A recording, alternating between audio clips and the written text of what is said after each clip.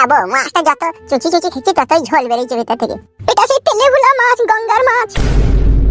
এই তো গো বউ, কি কাজ করলা তুমি? কেন গঙ্গার মাছ? এটা আগে বলবো তো তুমি। এই মা, গঙ্গার মাছ তুমি খাও না? গঙ্গার মাছ আমি খাই না গো বউ। কেন গো? মানুষ তো গঙ্গা নদী গঙ্গার মাছই তো বেশি পছন্দ করে। খাওয়াটাই মাটি করে দিলা তুমি আমার। সবারই সাথে আমার তুলনা করলে হবে বলো? এরকম ভুল কাজ আর কোনোদিনও করো না, হ্যাঁ শোনা বউ। কেন, কি হয়েছে? আমি ছোটবেলায় গঙ্গার ধার দিয়ে আগে ঘুরতে গিয়ে অনেক কিছু দেখতে পেয়েছি ভেসে আসতো। যেমন আসতো ভেসে গরু মরা, যেমন আসতো ভেসে কখনো মানুষ মরা, কখনো কুকুর মরাও ভেসে আসতো। এইসব জিনিসগুলাই তো মাছের ঠুকরি ঠাকরি খায় বলো?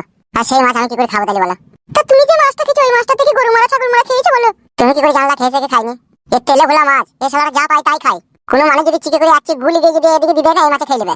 বেশ, আর কখনো কোনোদিন নদী গঙ্গার মাছ নেবো না। সেটা তো ঠিক আছে, তুমি আর নেবে না, কিন্তু এই যে আমি খেয়ে নিলাম, এটা কি হবে বলা? কি হবে? তাহলে বমি করে ফেলে দাও। বা কথা মুখে আছে বলে দিচ্ছি, বমি করে ফেলে দাও। এবার বমি কি করে হবে? মুখে আঙুল ভরে দিয়ে অক অক করো। তাহলে যে মাছটা খেলাম বেরিয়ে চলে আসবে নাকি? তাই তো হবে। বুদ্ধি বড়া কবে হবে তোমার? তোমার খুব বুদ্ধি বেশি নাকি? নিজের বুদ্ধি নাই সেটা বলছি, আবার আমাকে বলছি বুদ্ধি কম। এই যে আমার স্বামীর কথার উপরে কথা দিচ্ছিস কেন? আমি যা বলবো তাতেই তো হ্যাঁ দিবি নাকি? না তুই বলবি আগে করি নাকি? নিজে দোষ করে আবার আমার দোষ দিচ্ছি কেন? গঙ্গার মাছ খাই না নাকি? আমিও তো খেলাম, তুমি খেয়েছো। পেটে গু হয়ে পুনাদি বেরিয়ে চলে যাবে, তা খাওয়ার সাথে আবার কি সাথ আছে? পুনাদি গু হয়ে বেরিয়ে যাবে? তাই তো হবে। যাও বাথরুমে হেগে দাও, তো কুকা বেরিয়ে পালাবে। এ বড়া, যা জানি না তাহলে কথা বলি না, বুঝলি তো? এইসব মাছ খেয়ে বড়া ইনফেকশন হয়ে যাবে, কিছু জানিস তো?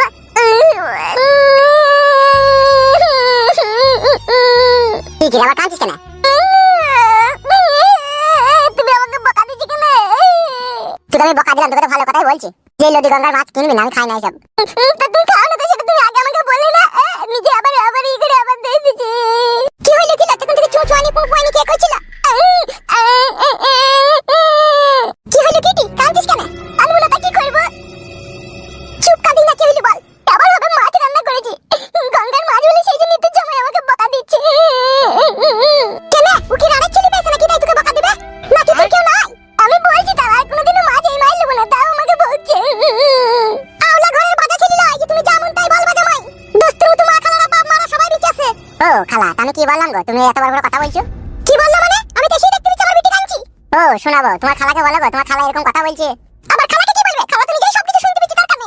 আবার খালা শোন, একটা লোক মাছ বেচতে এলো, দিয়ে বললো তেলে ভোলা মাছ 350 টাকা কেজি। একটা 250 জনের গোটা মাছ কিনলাম আমি। মাছটাকে আমি সরষে তেলে মচমচি করে ভাজলাম, ওকে আমি একটা বাসি ভাত দিয়ে দিয়েছি, ওটা দেখতে পেছনে খালা। তাই তো দিদি বলছি কি, ও ভদ্রলোকের বেটা ওই মাছ খাবে না। মাছ খাবে না ভালো কথা, তুইও রেঁধে দিবি না। ভালো মন্দ খাওয়া ওদের অভ্যাস আছে না? কোনোদিনও বাবার কালে ওরা খেয়েছে? পচা পুট্টি শুক্তি খেয়ে মানুষ ওরা। ও আজে বাজে কথা বলো না। কারা পচা শুক্তি পুট্টি খেয়ে মানুষ? কারা? আবার তোমরাই খেয়ে মানুষ। এই আমরা পচা শুক্তি পুট্টি খেয়ে মানুষ? তাহলে এটা কি? নালে ভালো জিনিস কেন চিনতে পারছো না? ও খালা শোনো, তোমার একটা কথা বলছি। আমরা দুই স্বামী স্ত্রীতে কি করবো, কি খাবো, কি পরবো, কোথায় যাবো না যাবো সেটা আমরা বুঝবো। তুমি বিয়ে দিয়ে দিয়েছো বলে তুমি আর খালা হও বলে সবসময় তুমি বাড়ি এসে কিন্তু তুমি আমাকে কথা বলতে পারো না। বাবালো বাবালো বাবালো, মুখে মনে হচ্ছে খই ফুটেছিল। আমার বোনের বেটি ওটা, মানে আমারও বেটি।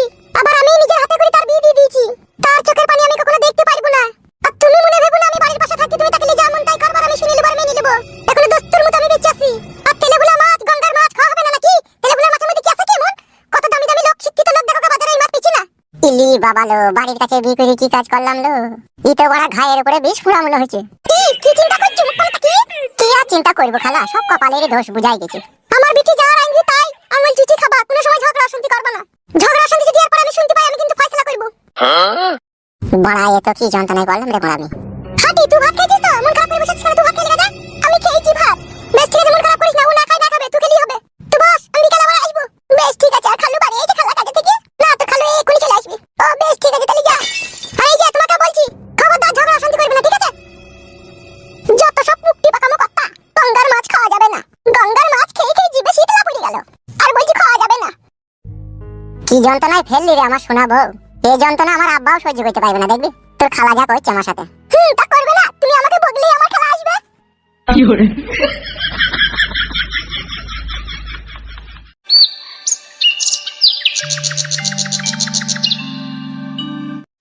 তুই কি বলছিস বল? এইভাবে হাত পা গুটিয়ে বসে থাকলে জামাইবাবু তো মজাই মারবে তার সাথে। ফয়সালা তো কিছু একটা করতে হবে, বল পোকা কি বলিস রে? হ্যাঁ উস্তাদ, ফয়সালা তো করতেই হবে, নাইলে তোমার জাম্বু পেয়ে বসবে কি? আমি সেই কথাটাই তো বলছি দিদিকে। গুরু ঠিকই বলছে দিদি, এই ফয়সালা না করলে তোমারই কষ্ট দিনের দিন বাড়বে। কি ফয়সালা করবো বল এখন? সে যা বদ্ধ হারামি ছেলে, সে কারো কথা শুনে? দেখ আমি একটা কথা বলবো। বল।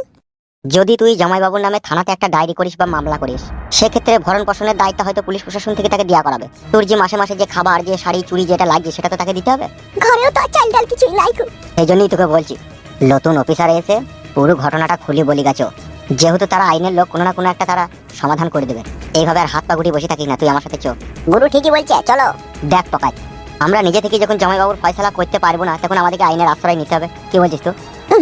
জরুর নিতে হবে। তাহলে কি বলছিস, থানাতে যাবি নাকি? জেলে তো তোর ভালো হয়, একবার ভেবে দেখ। তুই তার প্রথমকার স্ত্রী, আর ও যাকে বিয়ে করেছে সে তো দ্বিতীয় স্ত্রী, সে তো উড়ে এসে জুড়ি বুঝিস। পকাই কি বলিস? হ্যাঁ, ও তো বাসা ভাঙা পাখি। পুলিশ তোমার দিদিরই সাপোর্ট করবে। দেখেছিস, পকাই তো বলছে, পকাইতের বুদ্ধি হুঁশ কম হলে কি হবে, ও জানে আইন কানুনের ব্যাপার। শুধু তুই বুঝতে চাচ্ছিস না, তুই আমার সাথে চো। অফিসারকে পুরো ব্যাপারটা তুই গুছিয়ে বলবি। আমাকে বিয়ে করেছিল, আমার সাথে 1.5-2 বছর সংসার পাতি করার পরে আমাকে ছেড়ে দিল। আমার এখন খাওয়া পড়া ভরণ পোষণের দায়িত্ব কে নেবে স্যার? আপনিই বলুন, আপনারা একটা ফয়সালা করে দেন। ও ঠাডা কুকুর বেটা, লড়িক চাপার বিরুদ্ধে আমার অ্যাকশন নিতে আমার ঘৃণা লাগছে। ঘৃণা লাগলে হবে না, অ্যাকশন নিতে হবে। কেন এরকম কাজ করলু ও হারামি? তোমার মতো একটা ঝলমলে আকাশের তারাকে ও কেন মাটিতে লুটিয়ে ফেলে দিলু ও হারামি? চোরে চো চো, তাই চো, ওর নামে একটা নারী নির্যাতনের মামলা দেবো। চো, বলবো রাত দিন আমাকে মার তো মেরে মেরে আধখান করে দিলি, দেয় ছুরিকে লাম ম্যানেজ করে বিয়ে করলু, তাই বলবো। চো, সে তো যেইভাবে ইচ্ছা সেইভাবে বল না। থানাতে ওর নামে মামলাটা তো কর, তারপরে দেখা যাবে। বেশ ঠিক আছে, চো। আয়।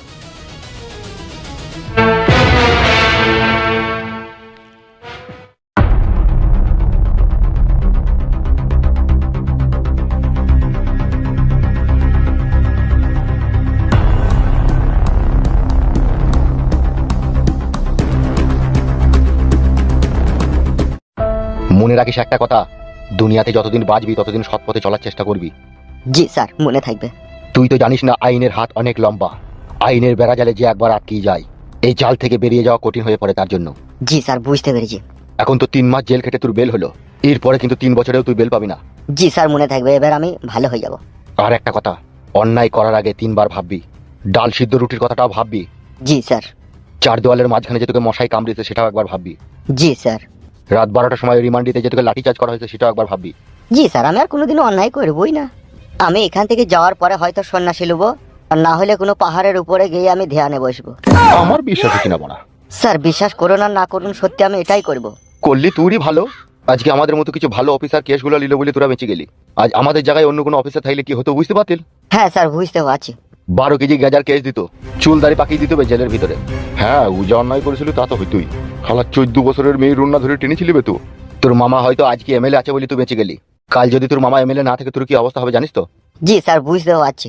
ঠিক আছে, তুই এখন যা, সবকিছু যেন মনে থাকে তোর। Okay sir, thank you so much.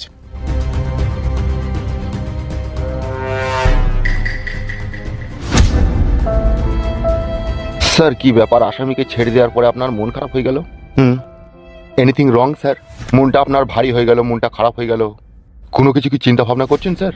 আমরা পুলিশ অফিসাররা, আমরা যখন কোনো দাগি ক্রিমিনালকে গ্রেপ্তার করি, তাকে সাজা দেওয়ার পরে কোর্ট থেকে যখন তারা জামিন পায়, তখন আমাদেরকে সেই আসামিদেরকে ছেড়ে দিতে হয়। কিন্তু একটা ভয় থেকে যায়, জানিস? জানে? জি স্যার, বুঝতে পারছি। ভয় তো একটা হালকা পাতলা থাকবেই, জানে। আপনি হয়তো ভাবছেন ও হয়তো আড়াল ফাড়াল থেকে আমাকে বুমগুলি ছুরি দেবে, সেইটা ভাবছেন নাকি আপনি? হয়তেও পারে, না হবার কিছুই নাই। তাহলে এখন কি ভাবছেন? আমি ভাবছি এই থানায় আর থাকবো না, অন্য থানাতে আমি ট্রান্সফার হয়ে যাবো। দেখুন, আপনি যা ভালো বুঝবেন তাই করুন। পুলিশে চাকরি করতে এসে পুলিশের পোশাকটাই গায়ে চাপিয়েছি, কিন্তু আমরা জানি আমাদের ভিতরে কি হয়। আসবো স্যার ভিতরে?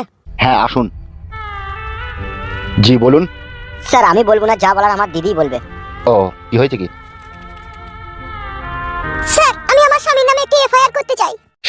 স্বামী নামে এফআইআর কেন? তার কারণ তার ঘরে বউ থাকতে সে বিয়ে করেছে। কে বিটা করেছে? আমার জামাইবাবু। তুই চুপ বে, তুই দিদি বলছি তো। আপনার স্বামী বিয়ে করেছে মানে? কি আর বলবো স্যার, আমি ঘরে থাকতো ও একটা মেয়েকে ভালোবাসা করে বিয়ে করলো, আমাকে ছেড়ে দি। তাই আমি তার নামে থানাতে কেস করতে এসেছি।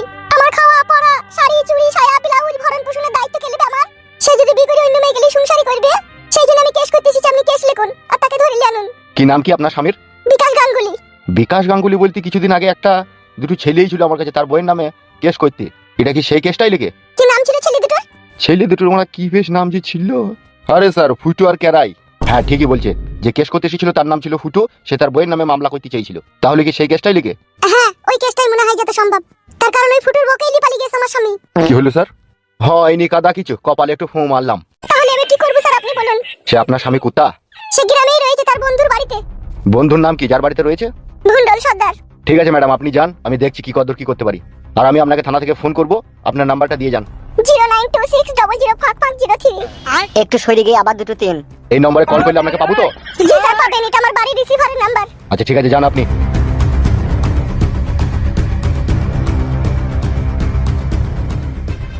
স্যার এ তো ঘায়ের উপরে বিষ ফোঁড়া হয়ে গেল স্যার, সেই রকমই তো অবস্থা রে। আপনি ভাবলেন এক আর হয়ে গেল আর এক।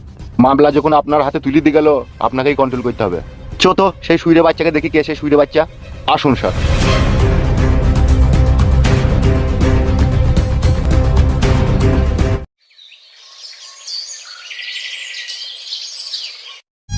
কালকে রাত্রে তুমি কাজটা একদমই ঠিক করোনি। তুমি কিন্তু আমাকে কথা দিয়েছিলে তুমি আর কখনো কোনোদিনও মদ খাবে না, তাহলে তুমি কেন মদ খেলে? এই তোমার ভালোবাসা তাহলে আমার প্রতি তোমার? দেখ কাকুলি, মাথাটা এমনিতেই খারাপ আমার, বেশি মাথা খারাপ করি না ঠিক আছে? ভাত তরকারি রান্না যা, কানের গোড়ায় গোড়া ফ্যাট ফ্যাট করে বকছি। আমি ভাত রাঁধতে পারবো না, ও নিজে রেঁধে খাগো। ঠাস করে এক চর মারবো না করে মনার বালটাকে ভিমি লাগিয়ে দেবো কুনি। গাঁড় পাকামো মারাইছি দেখুন থেকে। মানুষের সব সময় মন মেজাজ ভালো থাকে না। আর তোকে ভালোবাসা করে বিয়ে করেছি বলি কি তুই যা বলবি তাই শুনতে হবে নাকি আমাকে? তুমি এত তাড়াতাড়ি কিভাবে বদলে গেছো গো দিনের দিন?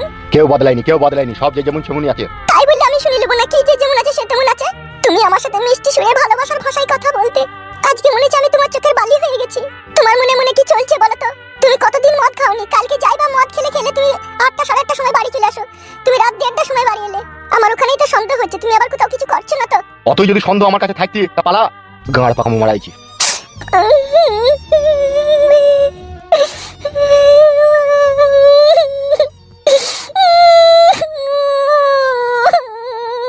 অমন করি না রে মারা, চুপ।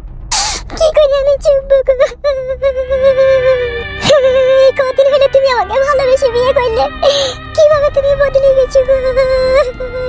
ভেতরে আসতে পারি? কে? মাজা থারো করে উঠ, তবে তো দেখতে পাবে। কি ব্যাপার স্যার, আপনি এখানে চুমকি গেলি নাকি? না না স্যার, চুমকাবো কিসের জন্য? চুমকাইনি তাহলে? না স্যার, বলুন কি হয়েছে? তোর বিচিটাকে একটু বেলেটে করে চিড়ি দিয়ে যদি বিট লবণ আর কাঁচা লঙ্কা লাগিয়ে দেওয়া হয় কেমন লাগবে বলতো?